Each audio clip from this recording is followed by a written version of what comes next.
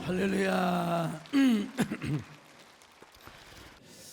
자, 여러분, 성탄절이 가까워졌습니다. 여러분, 메리 크리스마스 인사 좀. 여러분, 미리 크리스마스가 아닙니다. 메리 크리스마스. 새해 복 많이 받으세요. 인사 좀 합시다.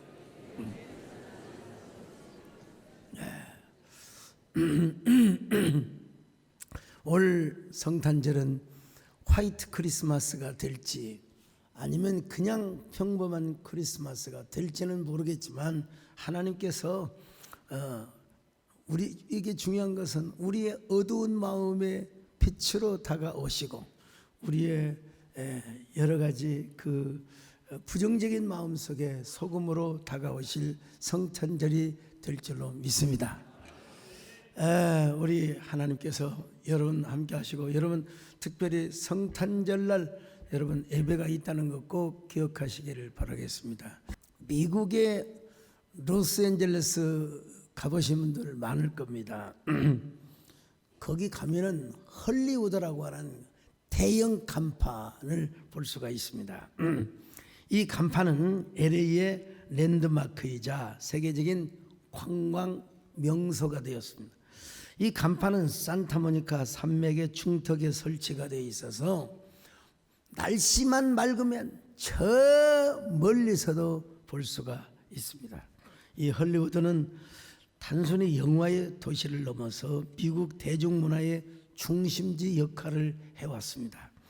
이 헐리우드의 명가 워너 브로더스를 이제 넷플릭스가 인수했다는 보도를 제가 봤습니다만은, 아무튼 이 헐리우드 광고 하나가 도시를 도시답게, LA를 LA답게, 앞으로도 아마 그 상징성은 계속해서 아마 부여해 줄 것입니다. 이것이 바로 뭐냐?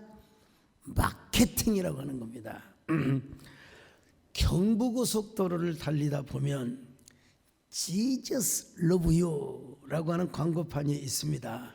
고려은단에서 제작하는 것인데요, 경부고속도로를 지나는 차량이 하루에 약 17만 대랍니다. 뭐 명절 때 말고 보통 평일. 그러니까 17만 대의 자동차가 이 광고, 운전을 하는 사람들, 그 옆에 타는 사람들, 또 고속버스에 타는 사람들 하면은 뭐 수십만의 사람들이 이 광고판을 봐요. 고려은단이라고 하는 회사는 Jesus loves you, 예수님께서 당신을 사랑하신다는 이 메시지를 통해서 전도를 할 뿐만 아니라 광고 마케팅을 하고 있는 것입니다.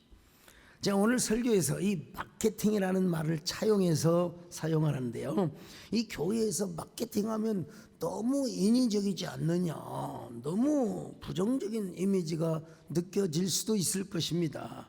그러나 끝까지 여러분 들어보시기를 바랍니다. 이 마케팅에서 광고 효과는 엄청난 것입니다.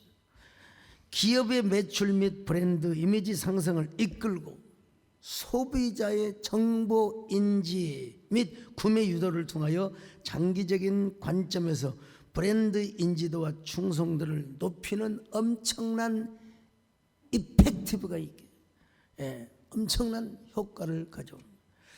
동시에 제품의 정보 전달, 구매 설득, 수요 촉진을 통해서 소비자의 무의식적 구매 결정에 영향을 미칠 뿐만 아니라 장기 기억에 각인화를 하여서 인지적, 감정적, 행동적 측면에 걸쳐서 다양한 구매 효과를 발휘한다고 합니다.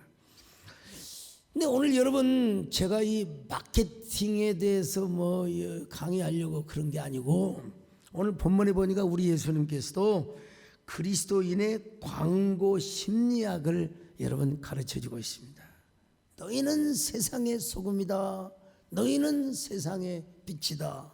너희는 산 위에 있는 동네와 같은 사람이다.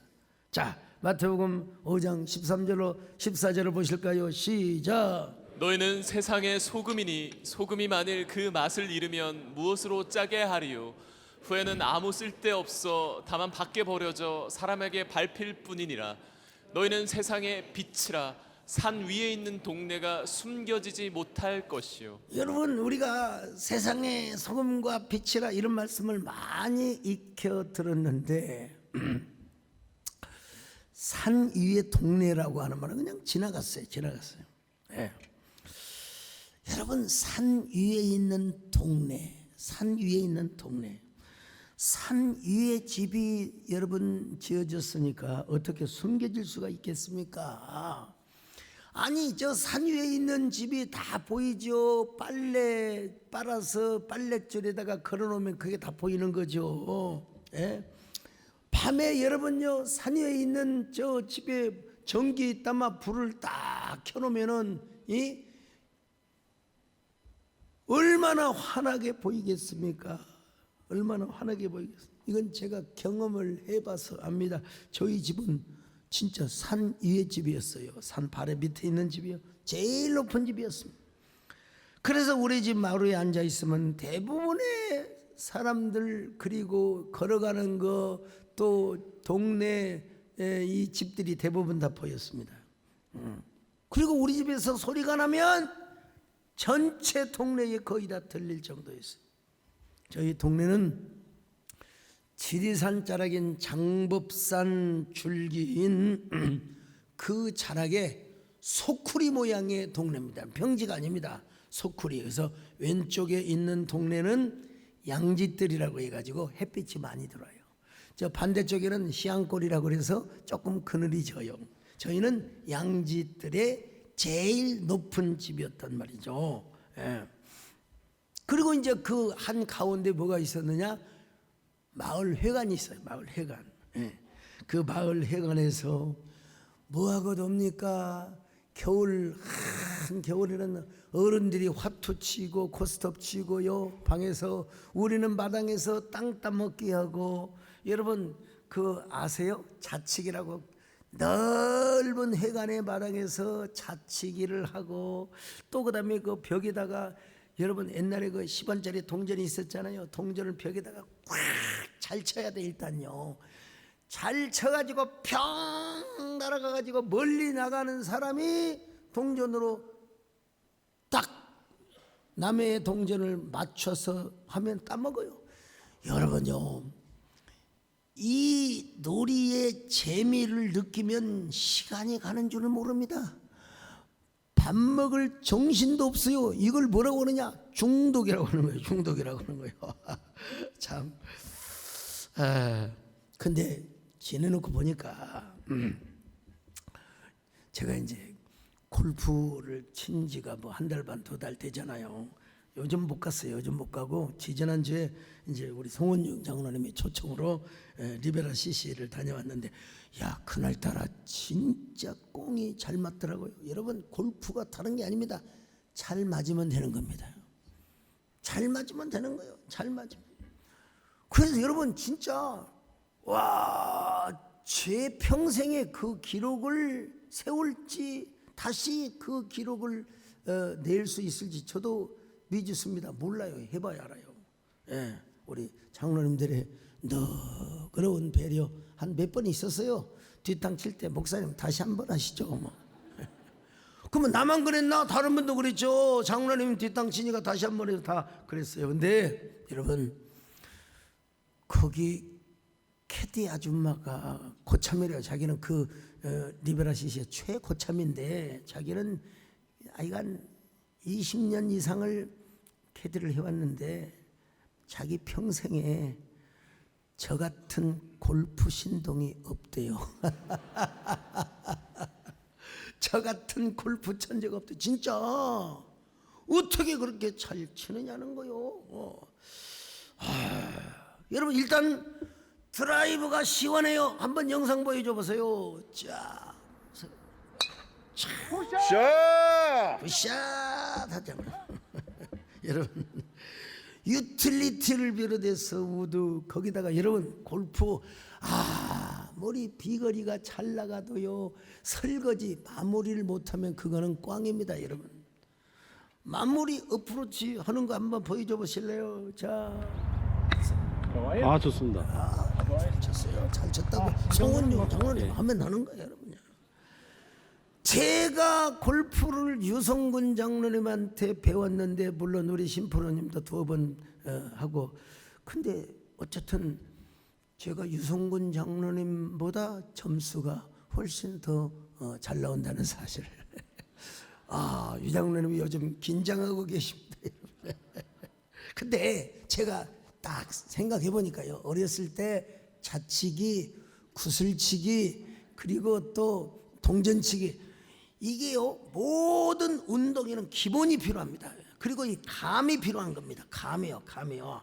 아, 참 그 동전치기 할 때의 그 감각, 그 다마치기 있잖아요. 다마 이게 딱 해서 맞추고, 이게 여러분 굉장히 도움이 되더라는 걸 제가 발견했어요. 여기에 중독이 되면 숙제고 저녁 식사고 뭐 소용없습니다. 어두컴컴한 밤에도 다마치기하고 구슬치기하고 말이죠. 그런 의미에서 네덜란드의 문화사학자 요한 하위정하는 인간은 뭐라 하느냐, 놀이하는 인간, 호모 루덴스라고 했습니다.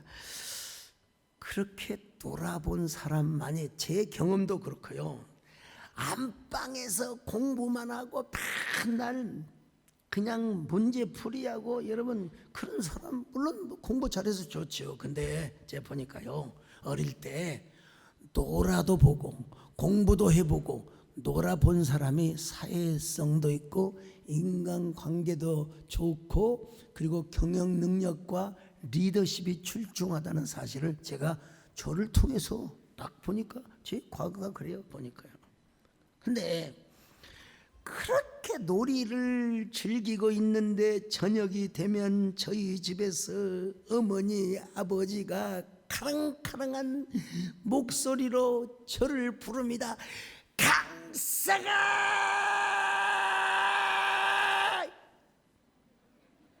입 받아 죽일 놈 같은 이라고. 아유, 저희 아버님의 목소리는 진짜 장군의 목소리야. 그냥 얼마나 소리가 가랑가랑하든지, 아무튼 간에 제 이름을 불렀다면 온 동네가 강사가 서가. 왜냐면 반대 시향골이 있거든요. 그 소리를 듣고 제가 안 들어갈 수가 있나요? 들어가야죠.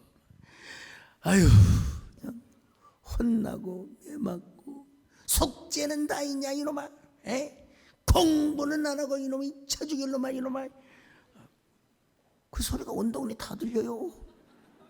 그럼 저는 또 어떻게 공부한 줄 아십니까? 그냥 여러분 숙제를 그냥 해도 돼요. 근데 말로 합니다. 말로. 우리 어머니 아버지 들으라고. 그러고 막 책을 읽어도 일부러 소리를 내요. 막 글 써놓은 걸 일부러 막 읽어 우리 어머니 아버지 들으시라고. 온 동네가 저런. 그리고 웅변대 할 때 일부러 그냥 우리 어머니, 저희 아버님은 초저녁쯤이 많으셔가지고 잠을 깨우는 거예요. 만장하신 여러분, 이 꼬마 외칩니다. 그래서 우리 아버지 잠을 깨웠어요. 네,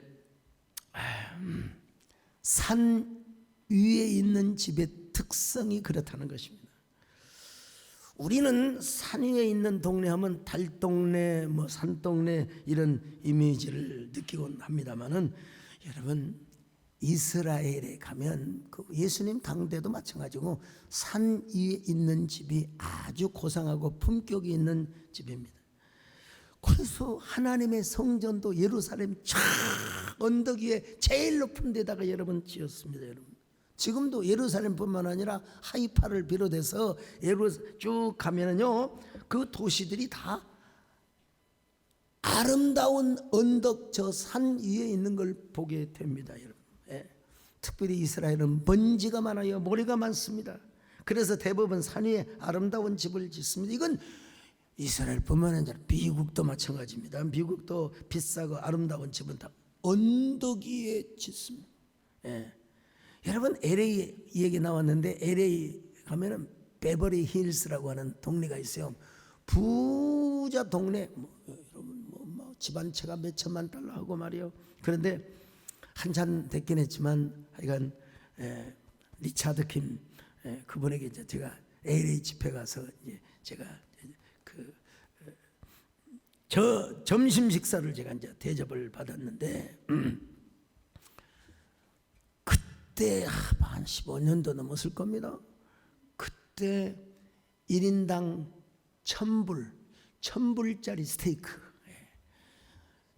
그 1000불짜리 스테이크가 어떻게 된가 보다. 일단 분위기가 고급스러워요. 그리고 그 스테이크가 부드러운데 아이스크림처럼 입에 딱 넣는 순간 녹아 흘러요. 좀 뻥뻥이 좀 섞였지만 그렇게 부드럽고 연할 수가 없어요. 참 그래서 이렇게 비싸게 파는구나. 제가 스스로 가본 적은 아직 없습니다, 여러분. 그분에게 대접을 받았는데 왜 미국도 이렇게 산 위의 동네가 비싼 집이 되었는가? 여러분 기원은 그렇습니다. 1620년 영국의 핍박을 피해서 아메리카 신대륙으로 간 청교도들에게 지도자 존 위슬럽이 이런 말을 남겼대요. 우리도 산 위에 있는 동네, 즉 시티 어폰 힐이 되자. 산 위에 있는 동네처럼 살자. 근데 이것이 어떻게 역작용을 하고 또 시너지 작용을 해가지고 우리가 세상의 빛과 소금뿐만 아니라 힐에다가 언덕에다가 산에다가 집을 짓고 사는 이런 그런 그 어떤 문화, 그런 관습이 생겨났다는 것입니다. 예수님은 바로 이러한 시대적 배경을 소재로 해서 우리 예수 믿는 사람, 우리 그리스도인들은 산 위에 있는 동네가 숨길 수 없는 세상의 빛이 되고 소금이 될 수밖에 없어야 한다는 사실을 강조하고 있습니다. 여기서 빛과 소금도 엄청난 은유와 그리고 메타포가 함축되어 있다고 할 수 있는데요. 쉽게 말하면 우리의 삶과 말을 통하여 예수님의 복음을 드러내라는 것입니다. 예수님의 사랑을 우리의 말과 삶을 통하여 드러내라는 거예요. 물론 예수님이 이런 말씀을 하셨어요. 너희가 굳이 할 때 오른손이 하는 걸 왼손도 모르게 해라. 자, 이 말씀이 있어요. 자, 마태복음 6장 3절로 4절입니다. 시작. 너는 구제할 때 오른손이 하는 것을 왼손이 모르게 하여 내 구제함을 은밀하게 하라. 은밀한 중에 보시는 너의 아버지께서 갚으시리라. 근데 이 말씀을 좀 너무 곡해해서는 안 됩니다. 우리가 구제할 때 말이야 은밀하게 해야지 왜 드러내느냐. 여러분 이 기록을 한 예수님이 말씀하신 의도가 뭐냐. 저 외식하는 서기관과 바리새인들을 겨냥해서 한 말이에요. 너희들은 저렇게 하지 마라. 그들은 하나님의 영광을 돌리지 않고 이웃 사랑이 없어요. 그런데 자기가 의로운 척 하려고 구제를 통하여 자기의 의로움을 과시하려고 하는 보여주기식 구제, 이런 따위는 하지 마라 이 말이죠. 그러나 우리 예수님은 분명히 하나님의 은혜와 예수님의 사랑을 전달하는 때에는 어떻게 하느냐. 산 위의 동네가 되라. 오늘 여러분이 다 산 위의 동네 사람들이 되시기를 축원합니다. 예수님의 사랑과 복음을 전하는 데는 효과적으로 마케팅을 하라 이 말입니다. 여러분 선한 사마리아인처럼. 우리 한국교회가 여러 가지 일로 사회적 비난을 받을 때가 있었습니다. 언론에서는 작심을 하고 보도를 하고 막 부풀려. 그때가 이제 우리 교회 30주년 이제 기념식을 하는데 진짜 하나님의 은혜로 어떻게 해서 취약계층, 사회 소외계층에 43억을 기부를 했습니다. 너무 고맙게도 여러 신문과 방송에서 우리 교회를 산 위의 동네처럼 보도를 해줘서 너무너무 감사해요.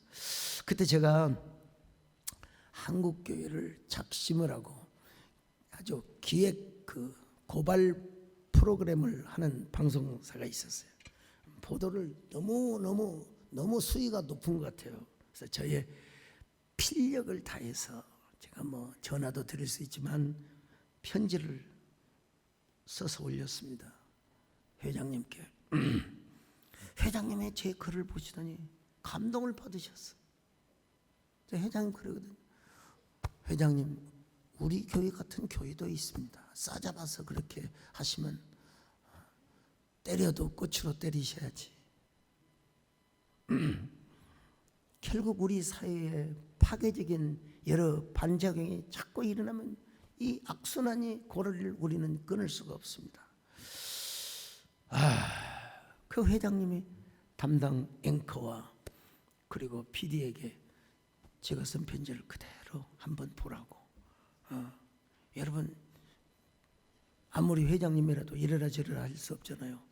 그걸 보고 나서 여러분 보도의 수위가 달라지고 방향이 달라지고 그리고 이제 꽃으로 때리는 이런 소프트한 이런 보도를 하게 되는 걸 제가 봤어요. 아프리카의 성자 알베르트 슈바이처 박사를 모르는 분이 안 계실 거예요. 슈바이처 뭐 우리 초등학교 때부터 다 알았다. 그분의 일생은 산동네로 살았습니다. 1913년 낭바렌에 정착하여 병원을 세우고 50년을 넘게 의료봉사를 하였습니다. 의료봉사를 하면서 평생 하나님의 사랑과 예수님의 섬김의 정신, 대단한 분이죠. 그러니까 노벨상까지 받으신 분이에요. 우리 한국에도 한국의 슈바이처라 불렸던 장기려 박사님이 계셔서 이분 역시 예수님의 섬김의 정신을 가지고 일평생 가난한 사람들을 무료로 진료를 해줘요. 산 위에 동네처럼 사신 분. 그래서 장기려 박사의 묘비에는 주님을 섬기다 간 사람.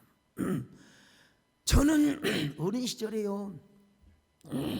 어린 시절에 그 애들이 아파가지고 그 학교를 못 와요. 병원에 입원하면 선생님이 사과를 사가지고 가고 그게 그렇게 부럽더라고. 저는 나는 아픈 일이 없어가지고 병원에 갈 일이 없어요. 아니 그 회충약을 공짜로 주잖아요. 와가지고 회충약, 회충약을 주는데 이 회충약을 주는데 뭘 가지고 주느냐면은 그 이제 병 검사를 이제 하죠. 옛날에 병 검사 조그마한 비닐봉다리다 병 검사.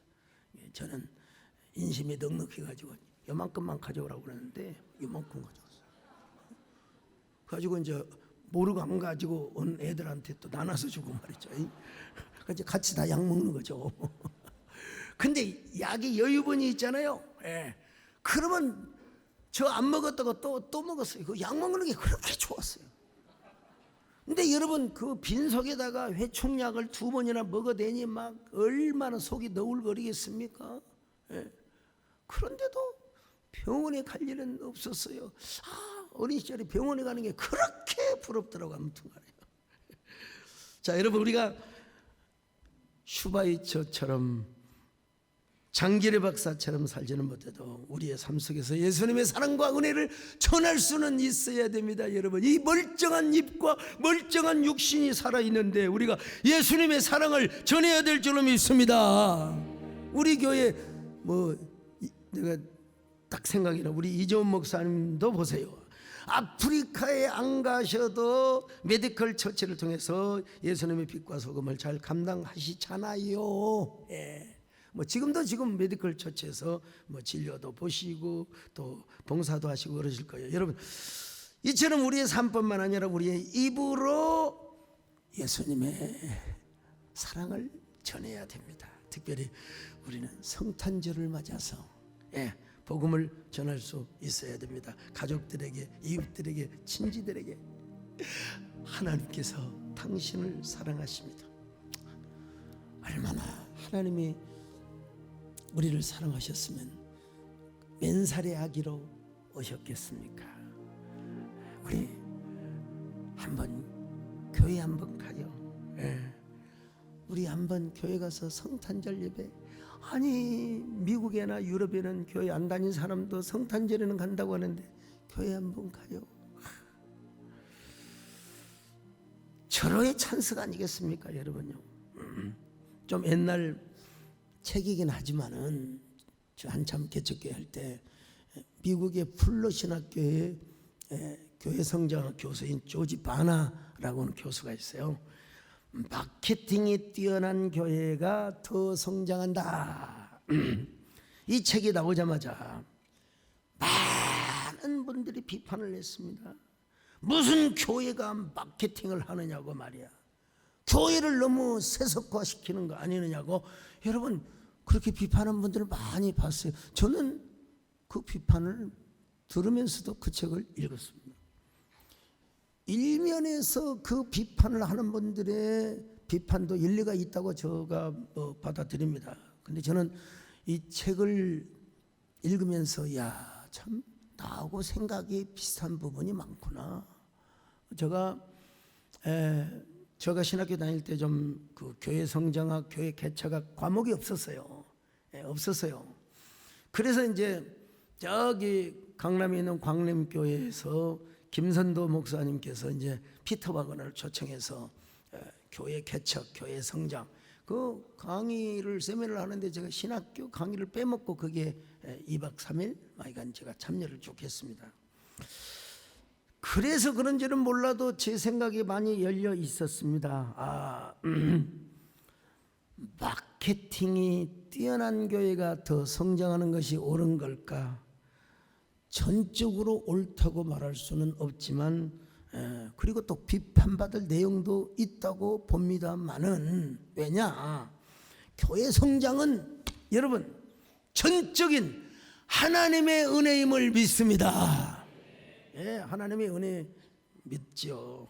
그러나 여러분 하나님의 은혜로 부응하지만 인간이 할 수 있는 일은 최선을 다해야 돼요. 그 영상실에서 골로새서 1장 29절 찾을지 모르겠는데요. 자, 찾으면 좀 보여주세요. 여러분 교회가 부응하는 것은 하나님의 은혜이지만 그렇지만 사람이 자 한번 보세요. 골로새서 1장 29절 시작. 이를 위하여 나도 내 속에서 능력으로 역사하시는 이의 역사를 따라 힘을 다하여 수고하노라. 여러분 갑자기 지금 떠오른 성경 구절이에요. 성령이 우리 안에서 역사하심의 역사를 따라서 우리가 수고를 다해. 그러니까 교회 부흥은 첫째는 전적인 하나님의 은혜이지만 여러분 목회자와 교인들도 최선을 다해야 돼. 은혜와 최선이 만날 때 할렐루야. 저는 전적인 은혜를 강조하지만 그러나 인간의 최선도 놓칠 수 없는데 자 그래서 이 마케팅 제가 지금 세속적 마케팅을 이야기하는 게 아니라 복음적 마케팅 즉 전도를 내포하는 마케팅을 이야기하고 있어요. 복음을 전하되 어떻게 전하느냐? 전략적으로 전하자. 좀 그리고 상대방에게 맞춤식의 전도를 좀 하자. 제가 교회를 개척하기 전에 수백 교회를 탐방했습니다. 그리고 한 수십 명의 담임 목사님들을 다 만나서 인터뷰를 봤어요. 어떤 교회가 부흥을 하고 어떤 교회가 부흥을 하지 않는가를 제가 거반 여러분 이제 간파를 했어요. 다시 제가 또 어쩔 수 없이 말씀을 드려야 될 그 신정동에 나 교회 기억도 안 납니다. 아무튼 근데 딱 그 기억이 나는 게 50명도 안 모이는 조그마한 교회 목사님 설교를 하는데 내가 아무리 설교를 들으려고 해도 도대체 목사님이 무슨 설교를 하는지 나도 잘 못 알아듣겠어요. 설교가 중언부언한 것 같아요. 그런데도 불구하고 제일 뒤에 앉아서 사모님이 아멘을 하시는데 아멘 아멘 그렇게만 한 줄 아세요? 아멘 아멘. 나는 예배 드리는 내내 목사님의 설교는 거의 한마디도 안 들어왔는데 그 사모님의 아멘 소리 아멘. 그 목사님 얼마나 행복하실까. 교회가 적어도, 교인이 적어도 여러분 사모님의 전폭적 지지를 받는,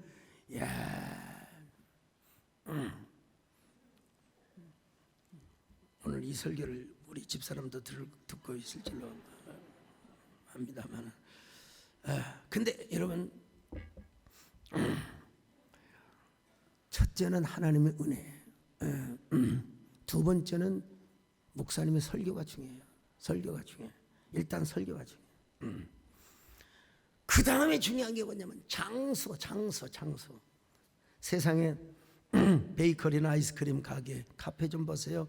길 사거리나 버스 승강장 입구에 많이 있습니다. 사실요. 거기다가 주차장이 빵빵하면 장사는 잘 되게 되어 있습니다, 여러분.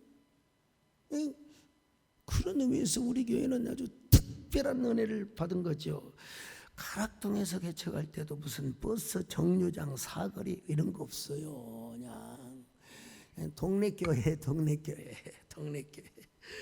그래도 꿈은 창창해가지고 말이죠. 뭐 그래서 교회가 부흥하는 거예요. 교회가 부흥하는 거예요. 사실은요, 지금 저희 교회도 한국계의 대형 교회를 이루는데 별로 그렇게 큰 뭐라 그럴까 유리한 고지를 점령한 장소는 아닙니다. 왜냐하면 우리 교회가 그래도 더 부흥하려면 죽전역이나 보정역 바로 앞에 거기에 여러분 교회가 있으면 더 많은 사람이 오기에 수월하고 부흥을 하는데 유리한 고지를 점령했다고 볼 수 있어요. 근데 저는 왜 이 장소를 선택했느냐? 분당의 그 서울대병원 앞에 그 교회 있잖아요. 우리가 지은 교회예요. 그래서 교인들의 마음을 달래고 사기 위해서 돌아오면 제일 가까운 데가 이 장소요. 제일 가까운 데가 이 장소요. 바로 돌아오면 여러분 이 장소요. 그래서 이 장소를 점을 찍었습니다. 그럼에도 불구하고 우리 하나님께서 은혜를 베풀어 주셨어요. 서울로 이사를 가신 분도 여러분 계속해서 오세요. 주일날 예배만 오시는 게 아니라 금요 철학기도회 수요 예배까지 다 오세요. 하나님께서 예배 때마다 부족한 종을 세워주시고 성령의 운행하심과 임재하심을 느끼게 해주시고요. 더더구나 우리 교회는 계속해서 전략적 전도 복음을 마케팅하는 교회예요. 거기에다가 여러분 우리 당국대학교에서 주차장을 쓰라고 우리 장충식 장로님 그래서 계속 기도해 드리잖아요. 여러분 버스 정류장 물론 이제 마을버스 정류장이 있어요. 세den교회 앞 정류장 얼마나 감사해요. 감사하죠. 근데 전철역 앞에 연결되지 않았어도 우리나라의 10대 교회 안에 훌쩍 개척 목회자로서는 아직 여러분 최대형 교회를 섬기고 있는 여러분 교회가 되었단 말이에요. 얼마나 여러분 하나님의 은혜가 감사한지. 이게 바로 뭐냐? 어메이징하고 원더풀하고 뷰티풀하고 그리고 또 쌍꺼풀한 은혜죠, 여러분. 여러분 되돌아봐도 제 능력으로는 할 수가 없었어요. 제 능력으로는요 정말 하나님의 주권적 은혜와 그리고 하나님이 저를 쓰셨을 뿐만 아니라 복음적 마케팅을 잘해서 하나님 은혜가 눈물겹게 감사. 이쯤 되면 이 노래를 안 부를 수가 없습니다, 여러분요. 내 평생 살아온 뒤돌아보니 짧은 내 인생 오직 주의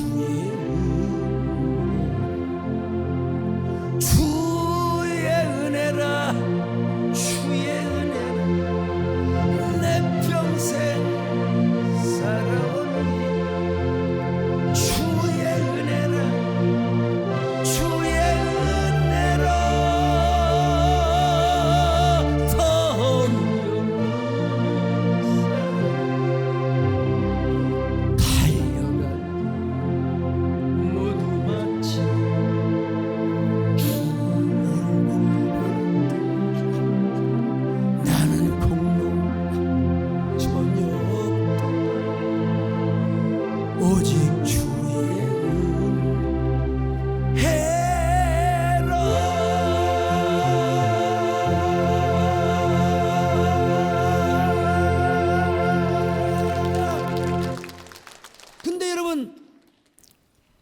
복음을 우리가 전할 때, 마케팅할 때 절대로 이성적으로 따지고 반박하고 해명하고 그러려고 하지 마세요. 감성적 접근이 중요합니다. 복음을 전하면서 너무 타종교를 막 배경, 그건 다음에 해도 돼요. 물어보면 얘기해도 돼요. 예. 논리적으로 따지고 막 반박하고 그러면 상대방의 마음이 다쳐요. 우리 가족끼리도 마찬가지입니다. 감성적으로 소프트하게 접근하는 게 좋아요. 요즘 광고 카피를 보세요. 그녀의 자전거가 내 가슴 속에 들어왔다. 이 박공현 카피라이터의 시에서 따온 거예요. 네. 잘자. 내 꿈과 여러분 정유사에서요. 그 옛날 같으면요. 그 기름을 팔 때 말이에요. 뭐라고 광고했겠습니까? 예. 요즘은 뭐라고 하냐면 생각이 에너지다. 생각이 에너지다. 예. 화장품 광고할 때 먹지 마세요. 피부에 양보하세요. 참, 안 먹고 피부에 양보해야 될 것 같아요. 예. 아니 오늘 나를 웃게 한 건 무엇이었나요? 이건 커피 광고 같아요. 커피 광고 같아. 참, 게토레이라는 스포츠 음료를 광고할 때 넘어질지 넘어설지 그건 띠 안에 달려 있어. 게토레이 한 잔 마십니다. 정관장 뭐라고 할까요? 사람이 신도 아닌데 갓생을 어떻게 살아? 참 우리 교회 그 전철역의 분당선에 그 여러분 다 전부 다 제가 한마디 한마디 다 제가 쓴 광고문입니다. 연세대학교 저거 하마터면 연세대학교도 갈 뻔도 했는데 연세대학교 일대 총장이었던 백낙준 총장님이 계세요. 아버지가 점쟁이였어. 지나가던 선교사가 감성적 전도를 합니다. 오, 점치는 선생님, 아버지가 점치면 아들도 점쟁이가 될 수 있습니다. 그러나 아버지가 예수님을 믿으면 아들은 시대의 선구자가 될 수 있습니다. 제가 그냥 해도 되는데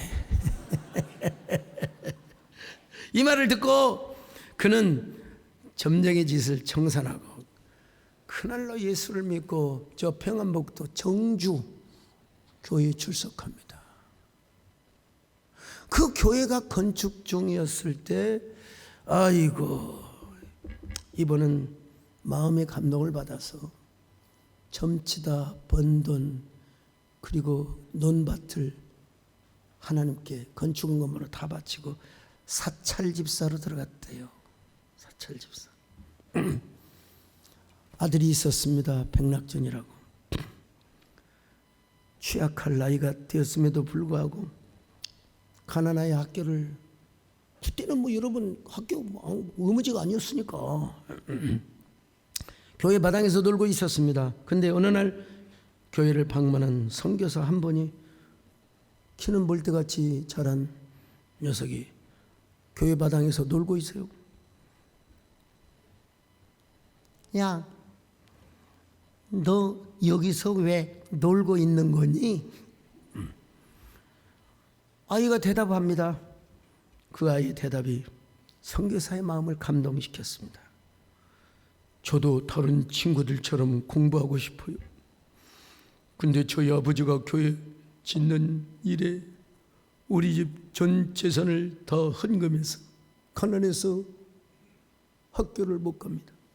야, 이 말을 듣고 선교사는 그 백 씨의 아들을 당장 학교를 보내주는데 주선을 합니다. 그리고 여러분요, 무슨 은혜입니까? 훗날 미국 유학을 보내줬어요. 하나님께서 주시는 지혜와 주님의 인도하심으로 미국에서 열심히 공부했어요. 여러분, 프린스턴 대학교가 얼마나 동부 아이비리그의 유명한 대학교입니까? 예일 대학교를 또 최우수 성적으로 졸업하고 박사학위를 받아서 연세대학교 초대 총장을 하셨다는 거예요. 바로 그분의 조남이 백낙준 총장이십니다. 지금 고인이 되셨지만 연세대 교정의 시골 아저씨 같은 친근한 모습에 동상이 세워졌어요. 그가 훗날 이런 말을 남겼습니다. 우리 아버지가 가지고 있던 그 돈으로 돈을 많이 벌었다면, 난 연대 교수님한테 직접 들은 얘기요, 우리는 정주의 부자가 되었을 것입니다. 만약 그 논에서 나오는 걸로 나에게 공부를 시켰다면 나는 일본의 앞잡이가 되었을지도 모릅니다. 그러나 우리 아버지는 자랑스럽게도 교회를 건축하는 일에 그 재산을 사용하기에 나는 하나님이 주시는 엄청난 복을 받은 것입니다. 왜냐하면 국회의원도 지냈고 초대 서울교육위원회 회장도 지냈고, 여러분 93세 일기로 마침 참 풍요롭고 부유한 삶을 사신 분이죠. 얼마나 참 아름다운 반전의 스토리인지. 미국의 인앤아웃 버거라는 그 패스트푸드가 있습니다. 체인점인데요, 인앤아웃 버거, 맥도날드도 있고 있는데 여기는 서부에서 유명한 인앤아웃 버거. 이름을 어디서 따왔느냐? 신명기 28장 6절에서 너는 들어가도 복을 받고 나가도 복을 받고. 자, 신명기 28장 6절 시작. 내가 들어와도 복을 받고 나가도 복을 받을 것이니라. 여러분요, 인앤아웃, 들어가도 복을 받고 여러분 나가도 복을 받는 하나님의 은혜와 복이 여러분을 따르는 귀한 은혜와 축복이 있기를 바랍니다. 여러분, 출입을 할 때도 집을 나가도 복을 받고 들어와도 복을 받고 말입니다. 햄버거 포장지에는 잠언 3장 5절이 적혀 있습니다. 잠언 3장 5절 시작. 너는 마음을 다하여 여호와를 신뢰하고 내 명철을 의지하지 말라. 미국의 치킨 프랜차이즈인 칙필러도 마찬가지입니다. 너희의 빛이 사람 앞에 비치게 하여. 여러분, 마태복음 5장 16절을 모토로 해서 가게를 운영합니다. 우리나라의 아메리칸 트레일러 역시 주스만 파는 게 아니라 하나님의 복음을 팔고 있습니다. God is good. 우리 하나님은 선하신 하나님입니다. 여러분, 이들은 모두 전도도 하고 기업 경영도 잘하는 사람, 산 위의 동네처럼 산 사람들이고 그런 기업들이라고 할 수 있어요. 이게 바로 뭐냐? 순수한 마케팅이요. 복음을 위한 마케팅. 산 위의 동네는 다 보입니다. 보이니까 더 탄장을 해야죠. 안 보이면 강시 귀신처럼 또 뭐죠? 그 좀비처럼 살아도 돼요. 근데 다 보이니까 집안 청소도 깨끗하게 하고, 집안 여러분 사람들이 손님들이 오면은 여러분 그냥 잠옷바람으로 있으면 되겠습니까? 정장 차림으로 다 그냥 입술도 그리고 화장도 하고 그래야죠. 왜냐? 우리는 예수 그리스도의 광고자요. 우리는 예수님의 복음을 거룩하게 마케팅하는 사람들이기 때문에 그렇습니다.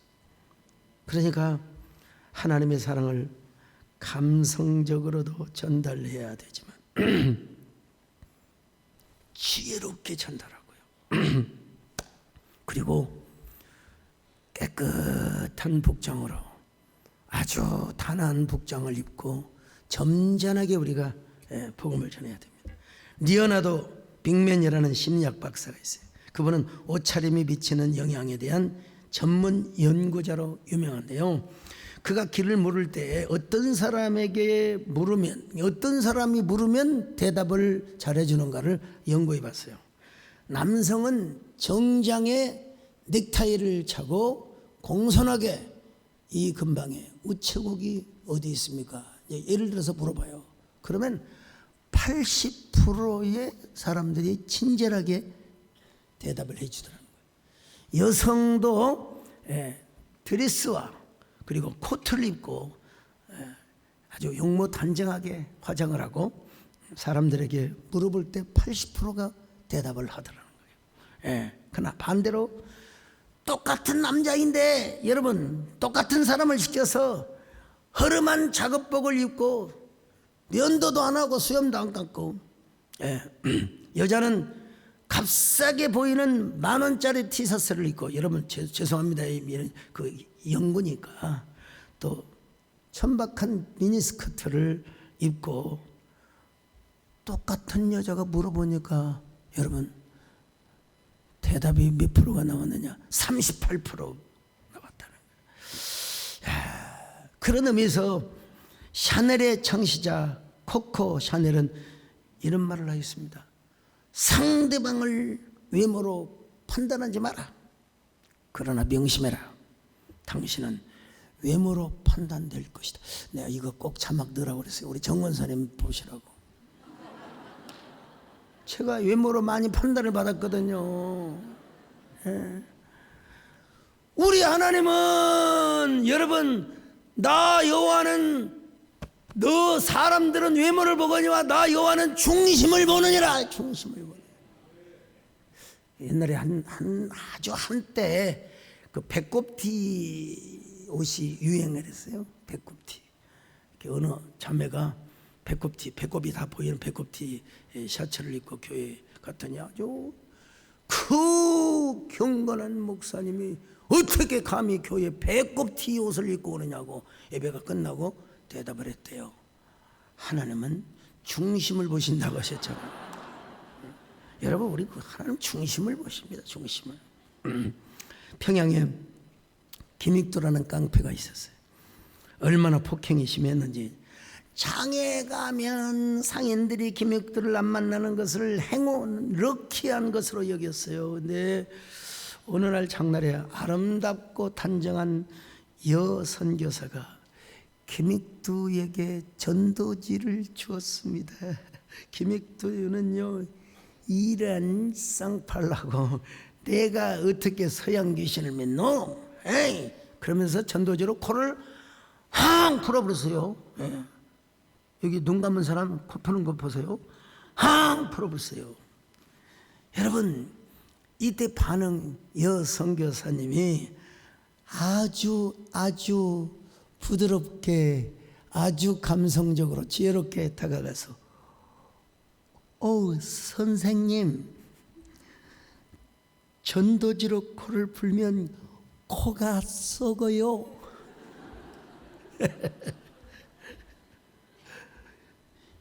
선생님 예수 믿으세요? 여러분 그 건달 깡패가 코가 썩어요. 이 코 썩는단 말이 충격으로 다가오고 그리고 예수 믿으라는 그 한마디에 감동이 돼서 예수를 믿었어요. 그리고 목사가 됐어요. 한때 공산당에 좀 이용을 당하는 그런 나쁜 일도 있기는 있었지만 어쨌든 초대교회 유명한 목사인 것만은 분명합니다. 자, 우리도 성탄절을 앞두고 성탄절 날에는 옷부터 바꿔서 입고 옵시다, 여러분. 집에서 제일로 향수도 뿌리고. 남진 장로님 그 있잖아요. 나오나 선생님이 향수도 뿌리고요. 자, 그리고 집에서 가장 이쁘게 단장을 하고 교회 나오지 않는 남편을 향하여 다가가서 여보! 그러면 안 돼요. 여보, 이번에 성탄절에 교회 한번 가봅시다. 유럽 사람들도 교회 안 다녀도 성탄절에는 간다고 하니까 그냥 한번 가봅시다. 성탄절에 교회 가면 하나님의 말씀이 우리의 어두운 내면을 촛불처럼 밝혀주고 준다는 사실을 아셔야 돼요. 예. 여러분, 그리고 또 우리가 이제 성구영신 예배 때 한 해 동안 나에게 힘이 될 귀한 말씀을 받는다는 게 얼마나 큰 축복인지 몰라요. 우리 이웃들에게도 마찬가지고 친구들에게도 마찬가지입니다. 예. 성탄절에 교회 한번 가봅시다. 예. 잘 단장하고 성탄절에 오세요.